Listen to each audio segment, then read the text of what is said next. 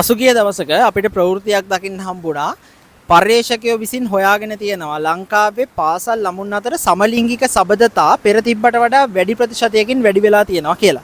එතකොට මෙතනදී මතුවෙන්න පුළුවන් ප්‍රධාන ගැටලු දෙකක් තියෙනවා. පළවෙනි එක ළමුන්ගේ මානසික විකෘතිතා. ඒකට ප්‍රධාන වශයෙන් බලපාලා තියෙනවා. අනිත් එක තමයි පර්යේෂකයෝ විසින් හොයාගෙන තියෙනවා. මේක ලංකාවේ නෙමෙයි ලෝක මට්ටමින් කරපු පර්යේෂණ වලින් හොයාගෙන තියෙනවා. සමලිංගික සබඳතාවලදී ලිංගිකව සම්ප්‍රේෂණය වෙන රෝග සම්ප්‍රේෂණය වීමේ හැකියාව 71%කින් වැඩි විරුද්ධ ලිංගිකයින් අතර ලිංගික සබඳතාවයක් ඇතිවීමට වඩා.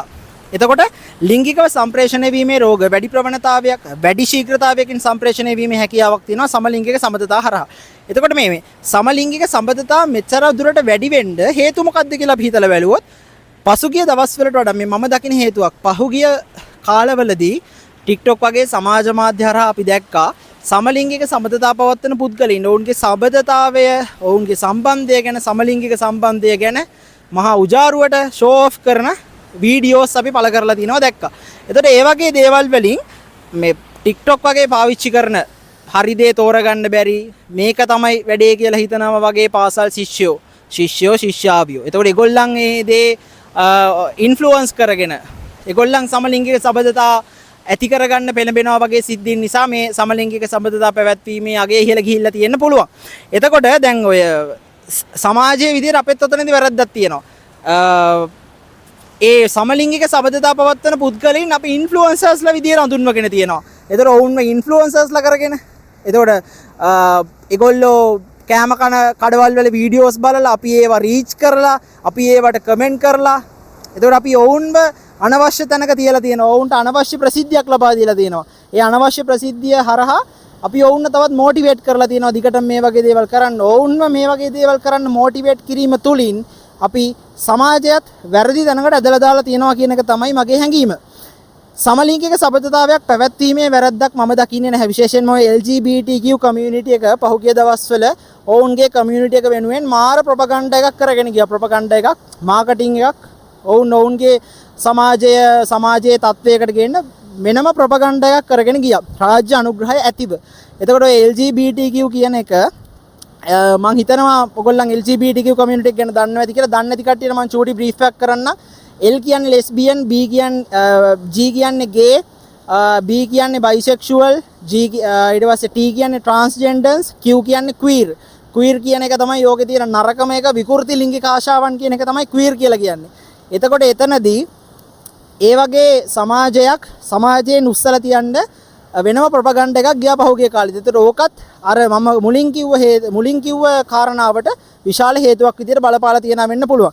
එතකොට කෙනෙක් සමලිංගික සබඳතාවයක්, ට්‍රාන්ස්ජෙන්ඩර්ස් වීමක්, එහෙම නැත්නම් බයිසෙක්ෂුවැලිටි එකක් පවත්වගෙන යාම කිසිම ගැටලුවක් නැහැ. ඒක ඒ පුද්ගලයා කැමැත්ත.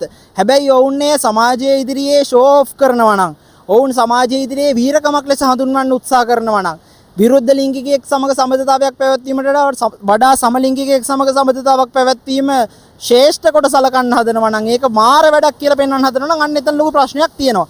එතකොට ඒ වගේ ප්‍රශ්නයක් විශේෂයෙන්ම ලංකාව වගේ රටක නියාමනය නොවීම ඉදිරි අනාගත සමාජයටත් ඒක ලොකු ප්‍රශ්නයක් වෙන්න පුළුවන්. ඉතින් දැනටත් පාසල් ළමුන් අතර මේ විදිහට සමලිංගික සබඳතා පැවැත්වීම වැඩි වෙලා කියලා පර්යේෂකයෝ හොයාගෙන තියෙනවා නම් මේක ඉදිරියේදී තවත් වැඩි වෙන්න පුළුවන්. මොකද මේක නෙට්වර්ක් එකක්. මේ නෙට්වර්ක් එකේ ප්‍රොපගන්ඩා එක ඉස්සරහටම යනවා. තව දිගට යනවා. එතකොට මේ නෙට්වර්ක් එකේ ප්‍රොපගන්ඩා එක තව වයිඩ් රේන්ජ් එකක ලොකු වෙනවා. එතකොට ඒ ප්‍රොපගන්ඩා එක ලොකු වීම හරහා මේ කමියුනිටි එකට තව සෙට් එකක් එකතු කරගන්න එක තමයි මේගොල්ලන්ගේ අරමුණ.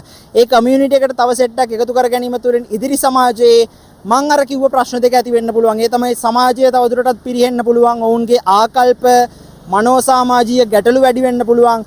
අනිත් වැදගත්ම කාරණාව තමයි ඔවුන් අතර ලිංගිකව සම්ප්‍රේෂණය වීමේ රෝග වැඩි වෙන්න පුළුවන්. ඒතකොට ඉස්සරහට අපිට නිවුස් වල අහන්න ලැබෙයි HIV ආසාදිතයෝ මෙච්චරයි, තව මොනවා හරි ලිංගිකව සම්ප්‍රේෂණ රෝග ආසාදිතයෝ මෙච්චරයි. එතකොට ඒ ගැටලු ටික මතුවෙන්න කලින් මේ දේ මෙතනදිම නවත්ත ගන්න ඕනේ. එහෙනම් ඔබට කරන්න පුළුවන් සමාජයේ විදිහට ඔබට කරන්න පුළුවන් දේවල් තුනක් මෙතනදී තියෙනවා. පළවෙනි එක තමයි සමලිංගික සබඳතා හෝ වෙන සම්මතයෙන් පිට සබඳතා පවත්වන පුද්ගලයන් ඒ සබඳතා පවත්වගෙන ගියාවේ ඒක ගැටලුවක් නැහැ. දෙක සමලිංගික හෝ වෙන සම්මතයෙන් පිට සම්බන්ධතා පවත්වන පුද්ගලයන් ඔවුන්ගේ සබඳතාවය සමාජයේ ඉදිරියේ වීරකමක් කොට සලකනවා නම් වීරකමක් කොට පෙන්වන්න යනවා නම් එවැනි පුද්ගලයන්ව වීරත්වයට නැගීමෙන් වළකින්න. මන්දයත් එය වීරකමක් නොවේ. 3. ඔබේ දරුවා පිළිබඳව ඔබේ නංගි, ඔබේ මල්ලි, ඔබේ සහෝදරයා සහෝදරිය පිළිබඳව අවධානයෙන් සිටින්න. ඔහුව මේ වගේ තත්ත්වයන් වලින් ගලව ගන්න, ඔබේ ඉහෙලිය, ඔබේ යහළුවා මේ වගේ තත්ත්වයන් වලින් ගලව ගන්න ඔබට වගකීමක් තියෙනවා. ඔය කාරණා තුන ඉෂ්ට කරන්න. එතකොට සමාජයේ මේ ප්‍රශ්නෙන් අපිට ගලව ගන්න පුළුවන්. බොහොම ස්තුතියි අලුත් වීඩියෝ එකකින් හම්බ